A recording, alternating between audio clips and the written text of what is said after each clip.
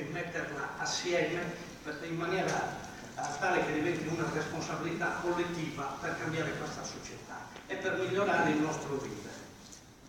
E per fare questo occorre avere il coraggio delle scelte, che bisogna scegliere il bene rispetto al male. E questo lo dobbiamo fare in maniera semplice ma in maniera quotidiana e costante, perché la violenza parte anche da atteggiamenti talvolta che non ci rendiamo conto, però e trascuriamo oggi e trascuriamo domani, poi quell'atteggiamento diventa un'abitudine e poi le abitudini sono difficili da superare.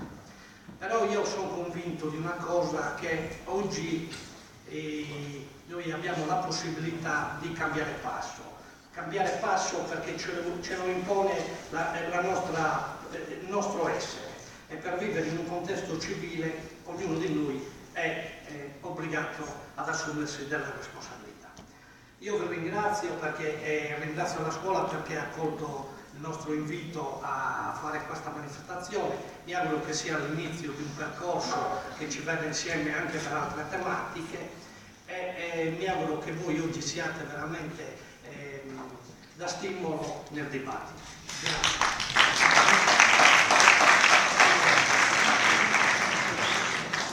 Buongiorno a tutti. Mi accodo anch'io ai ringraziamenti per l'accoglienza che abbiamo ricevuto da parte dell'istituto, perché veramente sono stati disponibili e sensibili sia alle tematiche che andremo a trattare oggi, sia alla possibilità di darci ospitalità per poterne parlare con una sfera che ci interessa molto, con cui ci interessa molto dialogare, perché è la scuola, perché è fatta di giovani che sono nella fase di formazione, soprattutto voi che siete presso dell'ultimo anno, quindi state